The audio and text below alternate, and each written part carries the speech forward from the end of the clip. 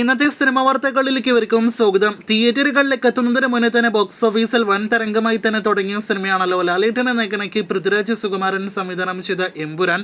ആ സിനിമ ആദ്യ വീക്കെൻഡിൽ മാത്രം വേൾഡ് വൈഡ് ബോക്സ് ഓഫീസിൽ 175 കോടി കളക്ഷനാണ് നേടിയെടുത്തത്. അതായത് സിനിമ ഇതുവരെ നേടിയെടുത്തതിന്റെ പകുതിയിലേറെ കളക്ഷനും നേടിയെടുത്തത് ആദ്യ 4 ദിവസങ്ങൾ കൊണ്ടാണ് എന്നർത്ഥം. ഒരു മലയാളം സിനിമയുടെ തന്നല്ല, ഈ വർഷത്തിലെ ഒരു ഇന്ത്യൻ സിനിമയുടെ തന്നെ ആദ്യ വീക്കെൻഡിൽ ഏറ്റവും ഉയർന്ന റെക്കോർഡ് കളക്ഷൻ നേടിയെടുത്ത സിനിമ കൂടിയായിരുന്നു എമ്പുരാൻ. ഇപ്പോഴത്തെ എമ്പുരാന്റെ 175 കോടിയിൽ പരം കളക്ഷൻ ഗുഡ് ബാഡ് അഗ്ലി എന്ന ഏറ്റവും പുതിയതായിട്ട് തിയേറ്ററുകളിലേക്ക് എത്തിയ Indian Tamil big budget action mass commercial entertainer സിനിമയ്ക്ക് മറികടക്കാൻ കഴിഞ്ഞിട്ടില്ല എന്നാണ് ഈ വീഡിയോയിലൂടെ പ്രേക്ഷകരിലേക്ക് എത്തിക്കാനായിട്ടുള്ളത്. അജിത്തിന്റെ സിനിമയ്ക്ക് ആദ്യ വീക്കെൻഡിൽ ആദ്യ 4 ദിവസങ്ങൾ കൊണ്ട് 150 കോടിയിൽ പരം വേൾഡ് വൈഡ് ഗ്രോസ് മാത്രമേ നേടിയെടുക്കാനായിട്ട് കഴിഞ്ഞിട്ടുള്ളൂ. അപ്പോൾ മലയാളത്തെക്കാൾ വലിയ ഇൻഡസ്ട്രി കൂടിയ ഈ തമിഴ് ഇൻഡസ്ട്രിയിലെ വമ്പൻ സിനിമയ്ക്ക്, വമ്പൻ താരത്തിന്റെ സിനിമയ്ക്ക് എമ്പുരാന്റെ ആദ്യ വീക്കെൻഡ് കളക്ഷൻ ഈ വർഷം മറികടക്കാനായിട്ട് കഴിഞ്ഞിട്ടില്ല.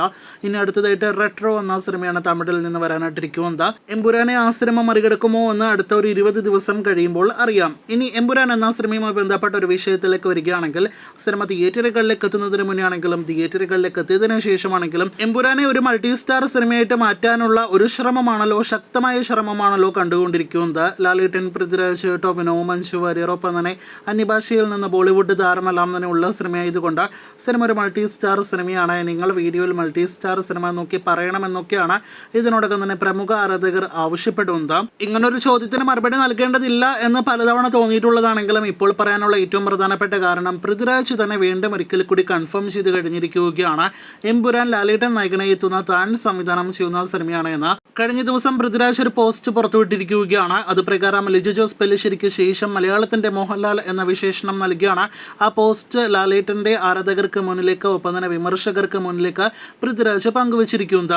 നേരത്തെയും പലതവണ പൃഥ്വിരാജ് അറിയിച്ചിട്ടുള്ളതാണ് ലാലേട്ടൻ സ്റ്റാർ ആകുന്ന സിനിമയാണ് എമ്പുരാൻ എന്ന്. എന്നാൽ ചിലർക്കെല്ലാം തന്നെ ഈ ഒരു സിനിമയെ, എമ്പുരാൻ എന്ന സിനിമയെ മൾട്ടി സ്റ്റാർ ആക്കണം. അതിന്റെ പ്രധാനപ്പെട്ട കാരണം ഈ സിനിമയുടെ റെക്കോർഡെല്ലാം തന്നെ കണ്ട് പൊട്ടി ഒലിച്ചിട്ടാണ് എന്ന് പ്രത്യേകം പറയേണ്ടതില്ലല്ലോ. ലാലേട്ടൻ എല്ലാം തന്നെ ഒരു സിനിമയിൽ മിന്നായം പോലെ വന്നു പോയാൽ പോലും ആ സിനിമയുടെ മൊത്തം മാർക്കറ്റ് ലാലേട്ടന്റെ പേരിലാകുന്ന ഒരു കാഴ്ചയിലൂടെയാണ് നാം കടന്നു പോകുന്നത്. ജയിലർ എല്ലാം തന്നെ അതിന്റെ ഏറ്റവും പുതിയ എക്സാമ്പിൾ ആണ്.